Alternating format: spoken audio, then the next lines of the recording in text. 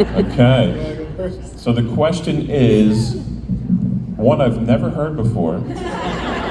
What's your favorite scary movie? How about you, Tony? Me? Oh, wow. I was going to pass it on. I feel like if I answer that question, I'm going to put my life in jeopardy, right? Isn't that what goes How about if we say other than Scream, and other than any Scream movie? No, I'm saying that's what Ghostface always asks before he slaughters you. Gotcha. But I guess who's walking into the building? I've already bit the dust anyway, so I can really answer. Yay, Melissa! Ladies and gentlemen, Melissa Barrera.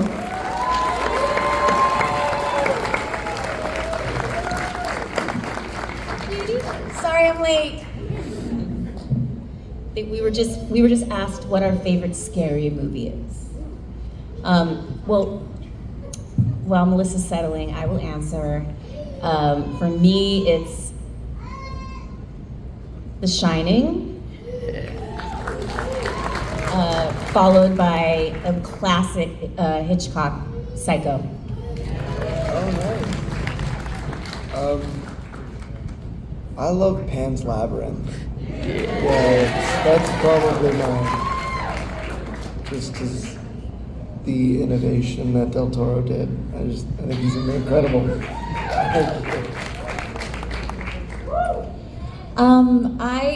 That's loud. I know. I could be all the way back here and you'll still hear me. Still hear me? Yep. Do you still hear me? Okay.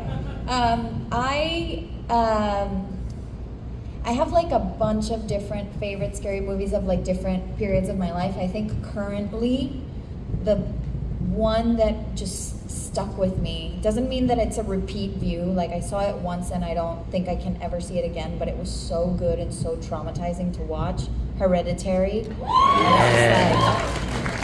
It was just like, how does someone even think of this? It's really, yeah. Have you guys seen Longlegs? Yeah! Very scary. It's just the dynamic with Jenna Ortega in 5 and 6. So I was asked what it was like to have that sister dynamic with Jenna Ortega in 5 and 6 of Scream, and it was so easy because I immediately, when I met her, when we did that chemistry read, I felt like this is my long lost sister and I am going to protect this girl for the rest of my life. And so it was very easy to get into the dynamic of just doing anything and everything to protect her, because that's all Sam wants really in the movies.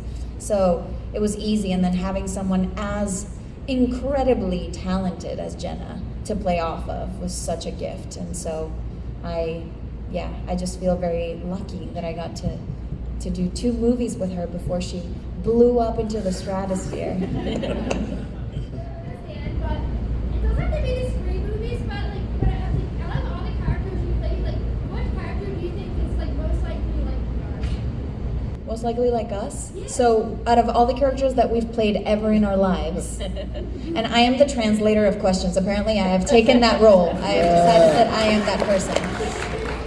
What character out of all of the things that we've ever played is more like us in real life? I don't know. It'd be startling if I said the character from Scream. Yes, it would be. I would keep that to myself. Yeah. I don't know. I feel like every time I do a movie, there's, minus the Scream movie, I'll say, you kind of put a little bit of yourself into the character. So they're all little versions of me. I was, 16 when I did the Grand Budapest Hotel. So I was like really young and innocent and naive, kind of like the character was then. And I don't know, you just have like a little bit of fun with every character. If I had to pick, I guess there was this movie I did called Dope years ago. And the character I played there probably was closest to me at the time. What about you? I have to agree with you on that.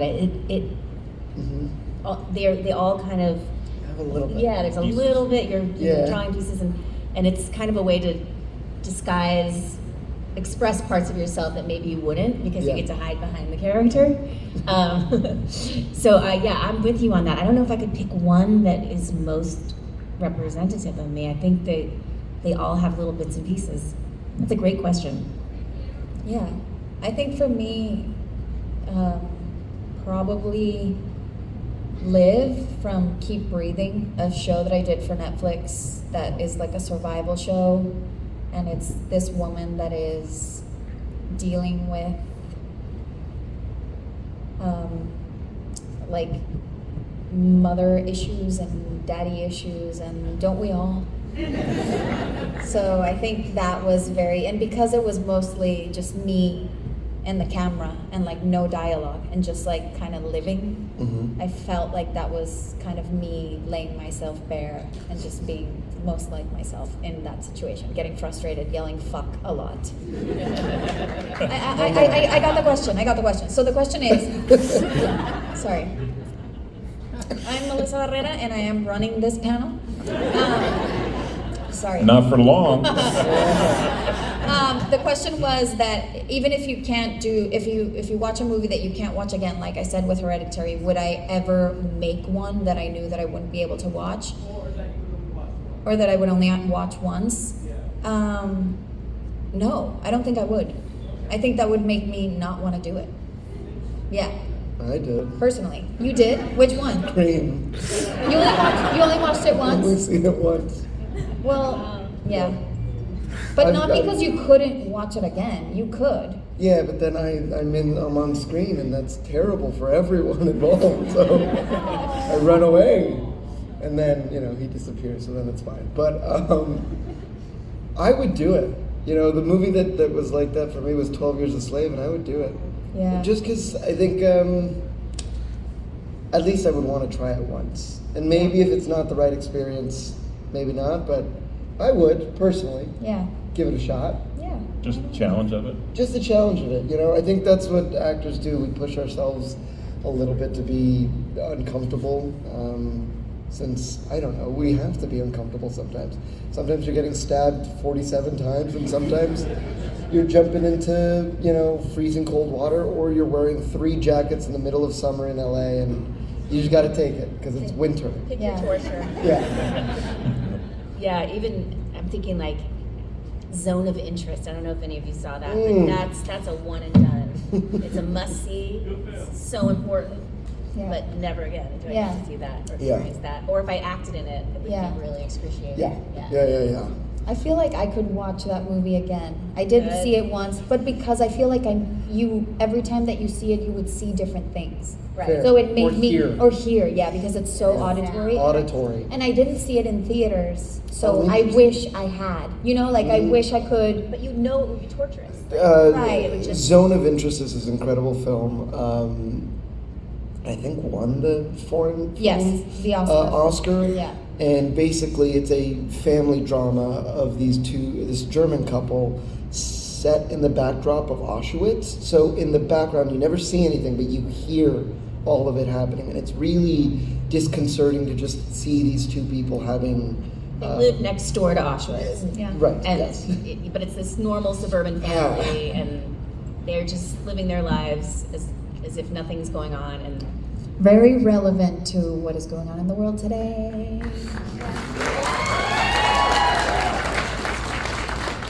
If you three could make your own individual screen movie and cast your own Ghostface, if you one person or however you wanted, who would you cast? Okay, the question to the group is if they could cast their own Scream movie, who would they choose to be Ghostface?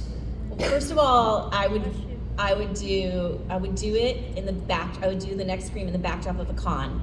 Ooh. Because you could have all the former cast, the current cast, the future cast, all attending a con, at the con, on the panel. It's meta, meta, meta, meta. And then, obviously, Ghostface. Hello. He's not even paying attention. Good job, Ghostface. Poker. I was looking the other way. I like it. Not by mistake. I don't know, like Alicia Weir. I would cast as Ghostface, the cutest little girl that we know can be a psychopath. Someone like that. Yeah. Nice. What about you?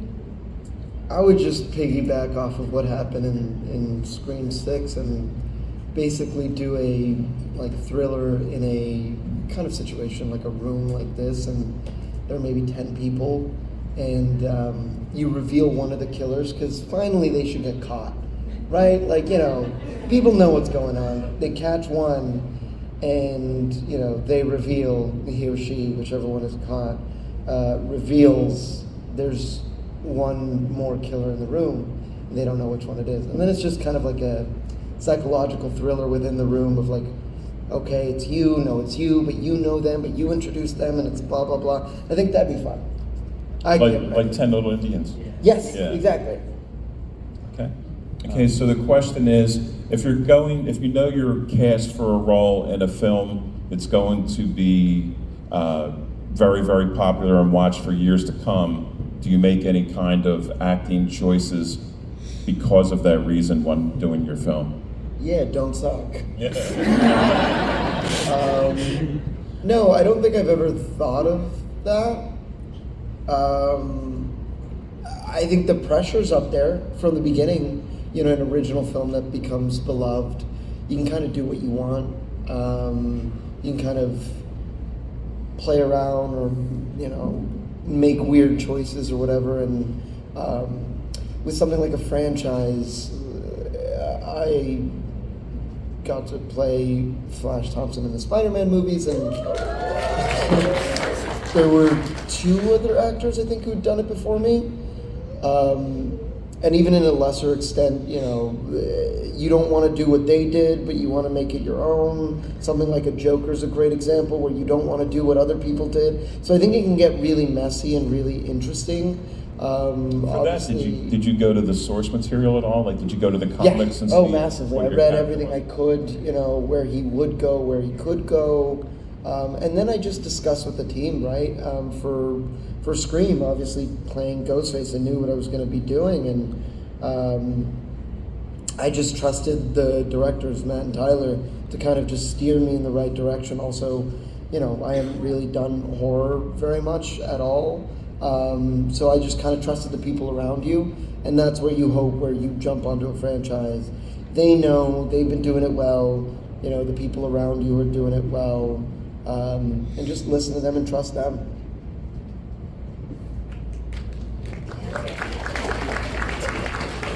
No, they'll have a better answer, I'm sure.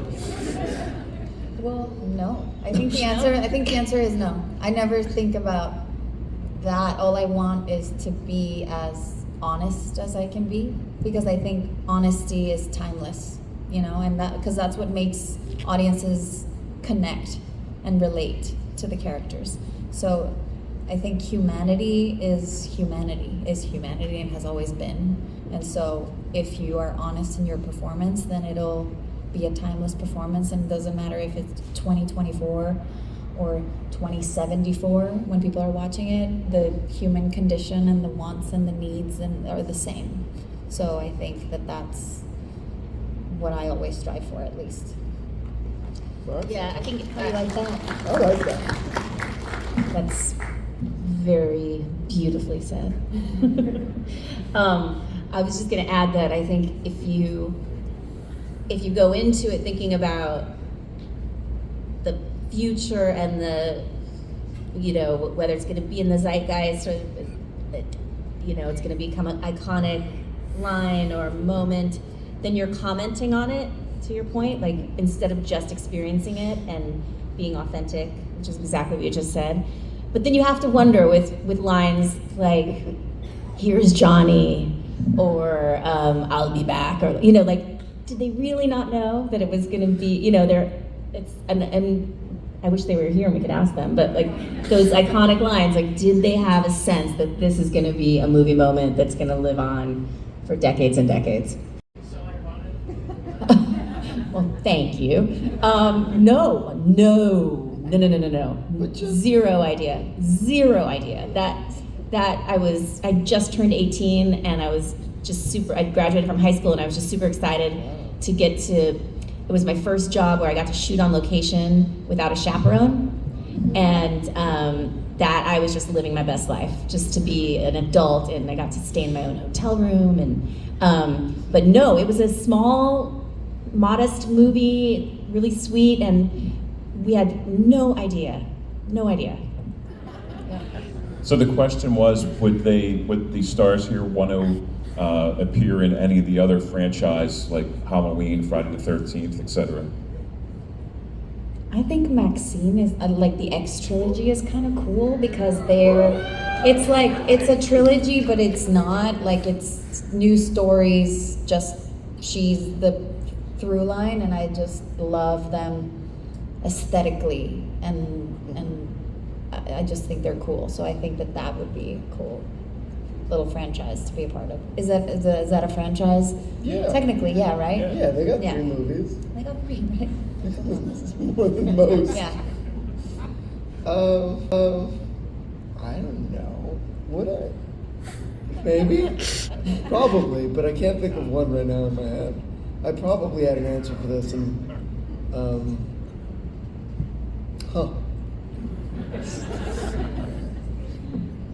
Drop the mic.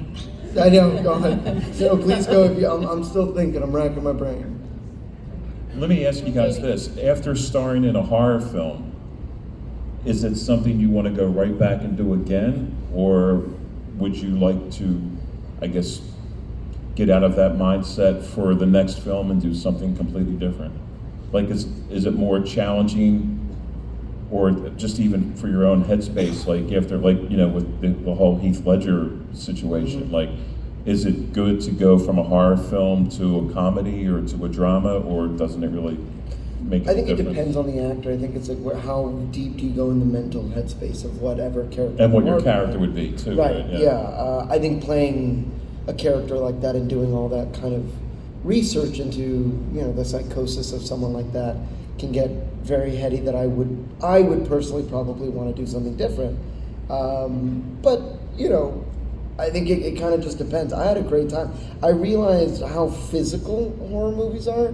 I mean, the amount of running and, not really fight choreography, but, even the slash choreography, going through doors and this and that and blah, blah. It's a really physical thing, especially because most of it takes place at night. And There's a lot I love of my body sleep. panic. Yeah. There's a lot of like body Yes. emotional panic, and Yeah. and that can be very exhausting. You're invoking it when you're not really needing to. Yeah. And it can just drain your body and mental energy or anything like that. So, I would 100% do another horror movie, and I would even do them back to back. But I think I would want to do almost some physical training to get myself both mentally ready and also physically ready for everything that was about to happen. So, like, when you're on a horror movie set and you're in scenes where you're killing people, and while they're making the film, I know I've always heard, from stars that it's like a whole lot of hurry up and wait, like where you're sitting in your trailer and when's my time.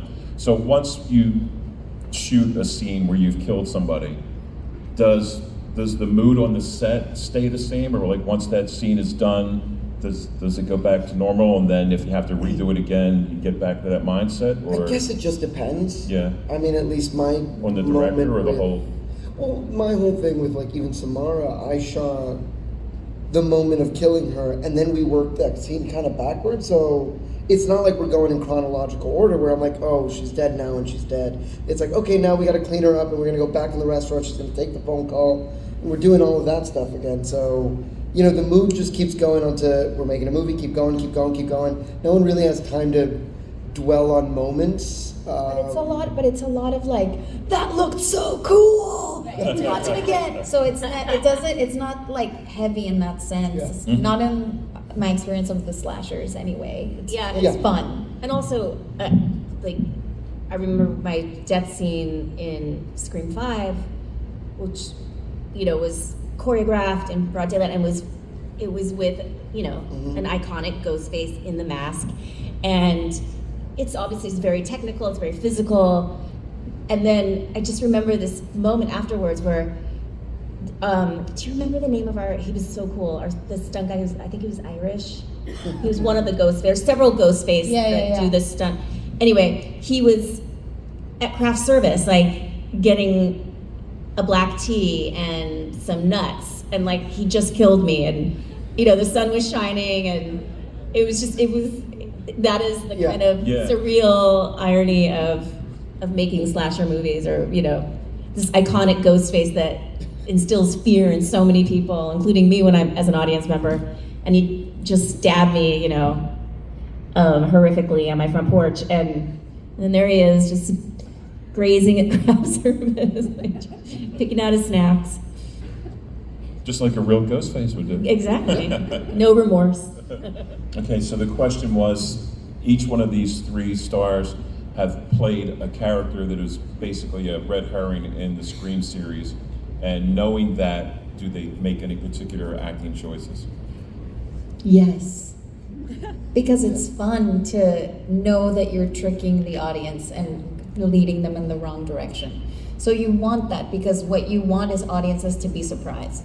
I think an audience gasping in a movie theater is probably one of the most delicious sounds in the world. Yeah. Oh yeah. Yeah, look, for my part, I was a red herring. It's plain and simple. That was what I came in to do.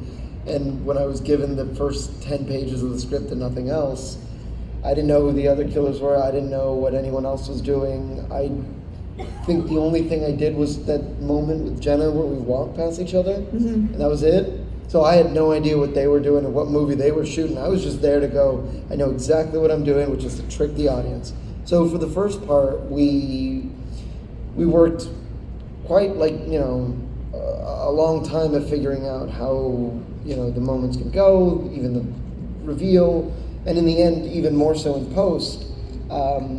The phone call was never done with me and Samara in the same room. Even though I was there on set that day, they just had someone else read with her and whatever, and they were going to have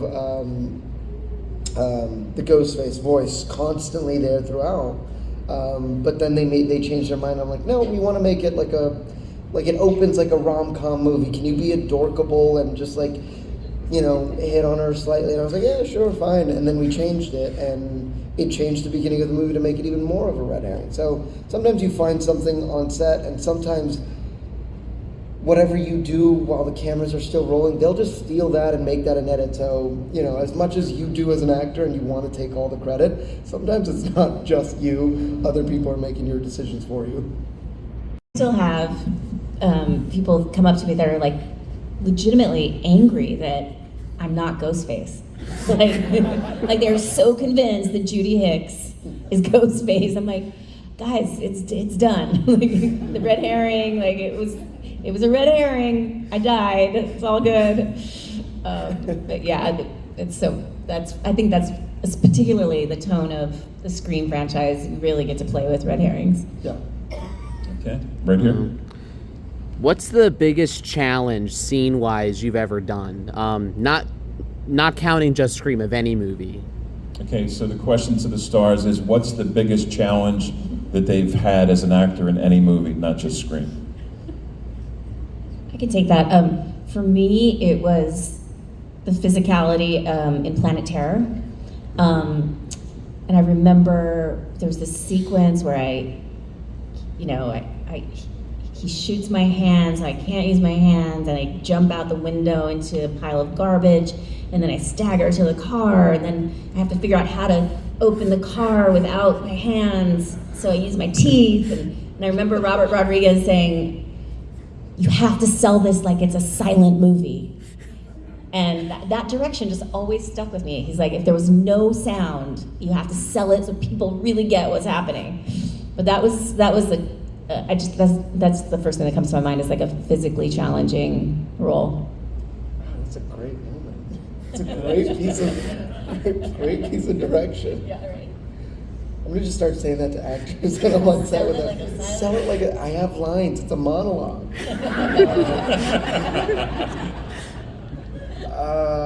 For me, I was on some show called Willow, and some show. Well, it's gone now, so no one can watch it. We were in Wales, and it was kind of raining. We were on the top of a quarry. Rain started pouring down. we couldn't really see it, so they put on a rain machine on top of the actual rain.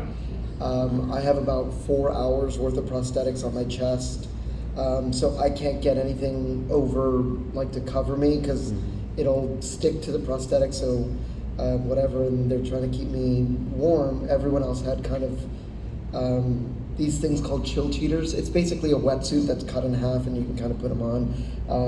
Makes you kind of like a human condom, but I couldn't put them on because you'd see them through my costume, so I ended up fainting and having hypothermia at the top of that mountain. Wow. Wow. Yeah. And in the scene, I like fall over because I'm injured. But like, I don't think they used the take or anything like that. But like, there was one take where I just fully fell over and just went down like a ton of bricks. And they're like, "That was great." He didn't say his lines though, because I was. Damn. I almost died. No, no, I think for me it was also involving cold, and yeah, it's just like being cold. Impossible to act. It tenses your entire body, and to like be able to emote, you need to kind of be relaxed, and so being cold just messes everything up. I was like, I had to do a lot of underwater scenes in like a glacier lake, and I did a lot of cold water training for it and breath hold training and everything, but literally the body is just like, no, I don't care that you trained for this, it's not happening. Yeah. And everything just kind of like, I remember just feeling bloated, like immediately in the water I couldn't even like swallow air. It was like I couldn't do anything, and it was intense. Then that was probably the hardest physically, because I felt like useless. I couldn't even do anything about it. Your body just goes. You can't feel your mouth and you try to form words. Yeah. It's impossible. Like I had a scene in a meat locker once, and I literally couldn't feel my mouth, and you're like ugh. Also, like your body automatically just starts curling. Yeah. So it's like they're like, relax. I'm like, Yeah. I physically can't get out of this. Like my shoulders are up, and you gotta. During Budapest, we shot in Germany in the winter there, and it was the same thing. They were like, just relax, and so we would be running back and forth in the field just to get ourselves warm, to sit down on top of something and then be like, okay, and then we're saying lines like, it's not really cold, and then they yell cut. Yeah. Just go right back into it. It's kind of amazing that we do that. Like, like they yell action, and you're like, Hey. and then as soon as they yell cut, you're like, you involuntarily convulse. Yeah. I don't I feel know. like actors have been We're weird. hypnotized with action and Yeah. Yeah. Seriously. Okay. I know you're newer to the franchise, but how did you feel about they killing off Dewey in the series? Because we met David, such a beautiful human. How'd you feel? Hate it. Cause like it's Dewey. Even though like he's the most lovable character in my opinion, and so I guess I understand the thinking of like one of the three has to die at this point, and they've survived for so long that like for there to be any stakes and for the people to be like, oh wow, they're not playing, they needed to kill off one, and a part of me understands that they would kill him off because it's honestly like it's a female empowerment franchise, so they had to leave the women alive. But it's still not fun, and I think David would agree. Did you get that script in its entirety when that first happened? Like, David was here and said that he didn't know, they didn't tell him ahead of time that he was going to be killed off in the film. He didn't find out until he got the script. I think I did. I did know, yeah. You knew. Yeah. What I didn't know was who the killers were. They didn't give us the ending. They never do. Yeah. They always withhold the third act. Yeah, they were all. Until what point? Until we got there. I think when we got to Wilmington, then we did a table read where a few of us knew and a lot of us didn't. I was one of the ones that did know everything, but a lot of the other people didn't. I remember that we were all sitting and like we stopped at page, I don't know, 70. And then we all looked at each other like, who is it? Wow. Because we didn't know. I did. But I also was pretending to not because I felt bad that I was like one of the only ones that did. Yeah. So, do they tell the person who it's going to be ahead of time? Like, would that affect your acting to know whether or not it's you? Yeah, I think they did know. Yeah. Like Mikey and Jack did know. Costume-wise, they kind of got to know to make the costumes in time and stuff, right? Yeah. Oh, that's right. Yeah. Yeah. Okay. The logistical state of, you want to keep a secret, but it's like, Yeah. gotta fit him for his shoes and the costume and the mask. Yeah. And then, And also like Training. Ghostface uses a very specific kind of boots. And so yeah. I remember the conversation Yeah. with Sam in wardrobe was, we want to give you a boot that kind of looks like a Ghostface boot so that people will think that it could be you. You know, Yeah. so that was like the whole thing of like picking a shoe that could be a Ghostface boot but is not exactly like the Doc Marten, Yeah. you know? Yeah. So they think about all those things so that everybody's a suspect. Wow. red herrings. Okay, so the question is to Melissa, how she feels about not moving forward with the Scream films. I think that question is going to get me in trouble, so I am not going to answer that. I'll tell you and I what, hope Matt. that you can understand. Thank you. I think the fans have their own opinion, so Listen, I'll answer. nothing more needs to be said. I'm mad I'm not in Scream 7. That's all I'm saying. I mean, I did die, but like, you know, who does die, right? Come on. How about you, Marley? When you found out that 5 was going to be your last, like, kind of, like, were you like, Oh, I did a full court press to try to convince them to change the script and keep me alive. I did. I had a whole presentation for the filmmakers and the studio. I was like, guys, you have to keep the law enforcement. That's a part of Woodsboro. That's a part of the whole legacy, is that there's the fumbling, bumbling police department. And if you're gonna kill Dewey, I just threw him right under the bus. I'm like, then you gotta keep me alive, because I have to carry on the legacy. And so I they just kind of nodded and smiled and was like, yeah, you're dying. But I tried, guys, I tried. okay, over here? Day covered in fake blood, is it the best day or is it the worst day? Fake blood. A day covered in fake blood. Okay. Best day or worst day? I think the worst. Sticky. It's so sticky, you can't touch anything. And they don't want to get it off your hands because it won't match, even though who's paying attention to hands that much? Yeah. Maybe you guys aren't. And it stains. It stains. And the only thing that gets it off is like shaving cream, at least for me. Yeah. So you're basically showering yourself with shaving cream, and it's slowly coming out, and by the end of it, you look like an Oompa Loompa because it stains your body. You're kind of orange in the sunlight, and it's not great. Honestly, for me, it's best day. I love being covered in blood. Maybe I'm weird, but I'm so used to it now, and I kind of think it's sexy in movies. Yeah. Add that caveat. In movies, fake blood. Fake blood. I like the look.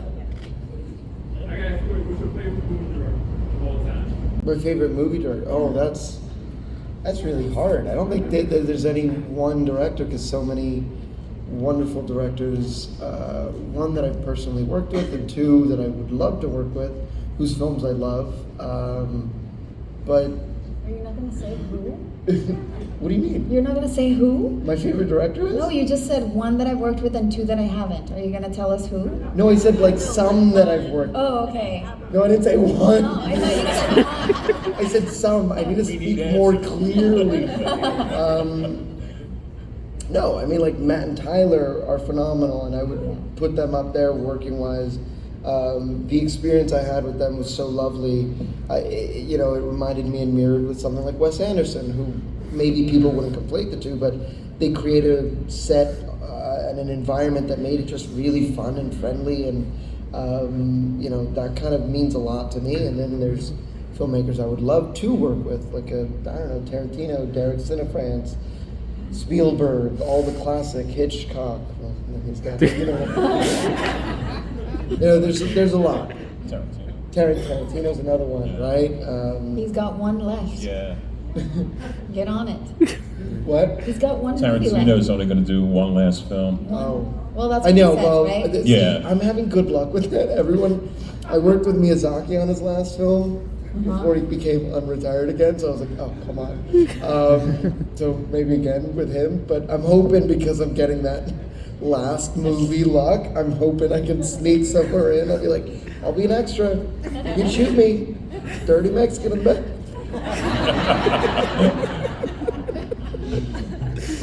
Favorite directors? Yeah, Tough question. such a tough question. I like Denis Villeneuve. Oh, I think he's great. I think every one of his movies is great. So yeah. Ryan Coogler. That's another one that's like recent that I love. yeah. Boots Riley. Boots Riley. Boots Riley. Right? Yeah. Sorry, what did you say? Taika. Taika. Oh. yeah. Taika's great. I love Taika. What a ball of energy. Celine Sciamma and Lucas Dant. Oh, I love their movies. Pedro Almodovar. We're just gonna We're just start naming- for the next So 30 let's minutes. move on We're to just the gonna next name directors. Yeah. Have you guys ever worked with a director that really allowed you to change the character, that from the page to what you brought to it? I don't know if I've ever requested that. Yeah. No, but I mean, like, Yeah. maybe on paper it started out one way, but then they saw, you know, how you did things or something you came up with, and they were like, oh, we're gonna go with that. Like like where you fleshed it out more, much more than what was originally there? I've definitely done that, where I've fleshed it out more, and a director has given me the leeway to do so. Because I know, like, like Kevin Costner supposedly, like, you can't change a word of the script. No. You know, where other directors are more Wes open. Anderson. Well, Matt and Tyler are very flexible. Yeah. Yeah. But yeah, they trust their actors to do whatever they want. They didn't trust me. They went, do what we tell you and nothing else. How dare you change that line? I was like, I'm sorry. When we came to see you, you said that you should be added on the shirt for the Ghostface. Why do you think that Sam should be a Ghostface? Because she already killed someone dressed as Ghostface, and because she's badass and she's got already a few kills under her belt. I don't know. I only got one, so yeah. She's the daughter of the OG Ghostface. So I think I would understand why people are like, no, she's not like a mastermind of, you know, kills, so that's not a Ghostface. But if you're making like a poster of Ghostfaces, I feel like Sam could be on there, could not. But it's like it's one of those, like, for some people she would be and for some people she wouldn't. I think. For me, yes.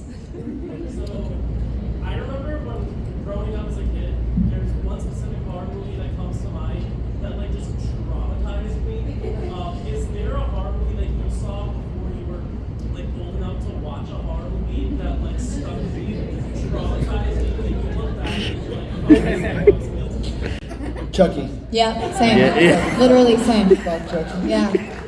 Never gonna. And Final Destination. Yeah. That fucked me up too. I was, my uncle really loved fucking with his nephews.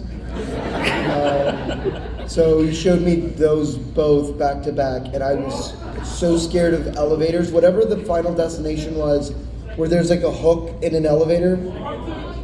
Okay, you guys know. That one Is it the one with the logs on the truck? Yeah. I don't If I like driving see in those. a truck with logs on the, I'm out. I'm taking the first exit. Yeah. I'm like, no. Oh, wait. Yeah. Like, no thanks. To this day, I've seen scenes from it, but I have not seen The Exorcist out of abject terror. Like, I just know that I will not be able to get that out of my head, and yeah. So that one, it haunts me, even though I haven't seen it. It haunts me. Yeah. Okay, so the question was, is there a book that any of them would like to see adapted into a film? Is it horror? Story. Only horror book? No, any. Any book. Okay, cool. I mean, I'm working on a few. Nice. All right. I don't want to say it until it's real, because in this industry, things aren't real until they're real. And it means until it's done, until it's completed. I tried, so I failed, whatever. But there's this book called 3 Days of Happiness, which is an incredible book about this guy who sells his lifespan. And his lifespan is worth like $3,000 because he's kind of done nothing with his life. It's really sad and tragic, but becomes hopeful and beautiful, and it's a lovely book from this Japanese writer. I would love to do that. I think other people are making it, and I tried. They went, yeah, not you. There you go, an answer. Yeah, you have to keep that stuff under lock and key. Unfortunately, because no. Whoops. Yeah, as Melissa said, like there's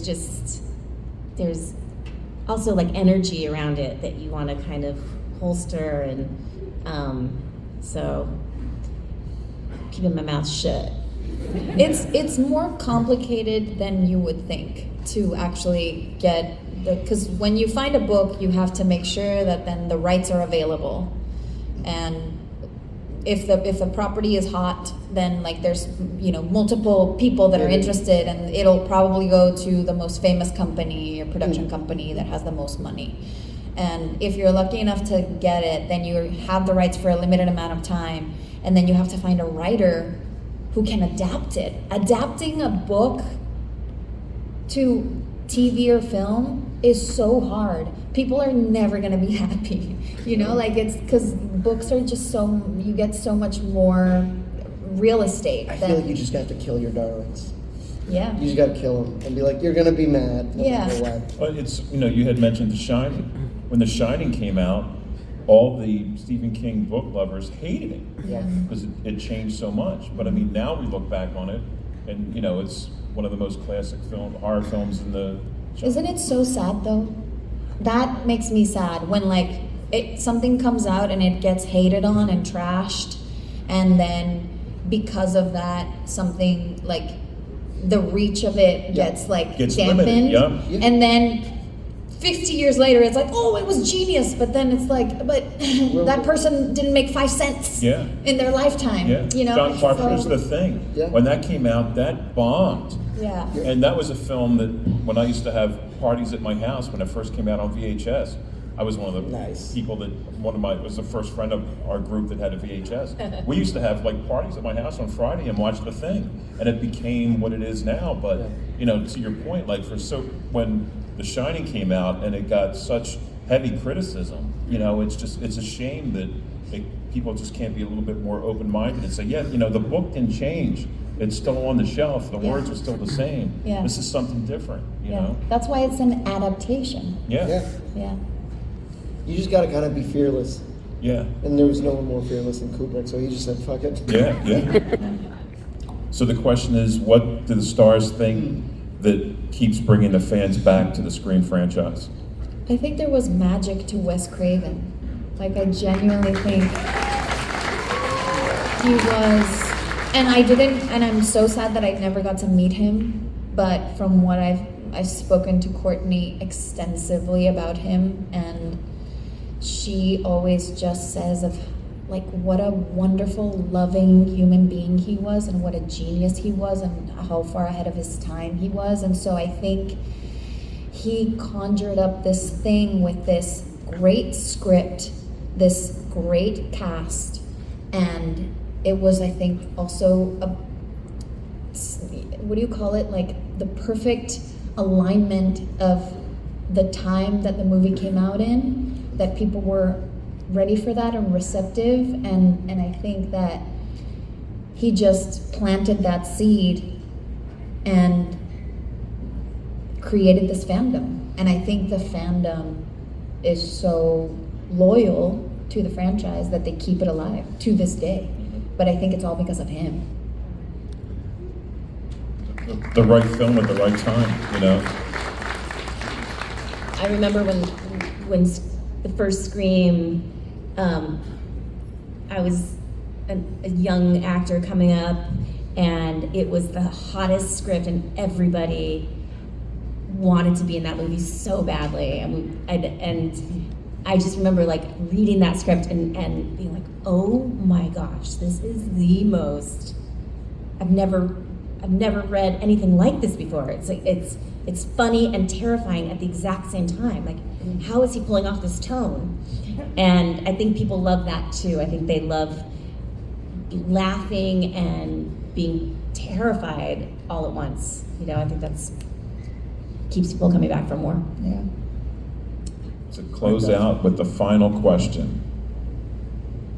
Melissa, you pick. Yeah, I'm so good. No, I can't do that. I No? don't like Okay. that. All right, let's You're see. like, I don't no. like that. No. Let's go over here. Yes. Who's your favorite final girl? The question is, who's your favorite final girl Of all time. of the Scream franchise or final girl from any franchise? Okay, so that opens it up. Final girl from any of the horror franchises. Oh God. I don't Jamie know. Lee Curtis.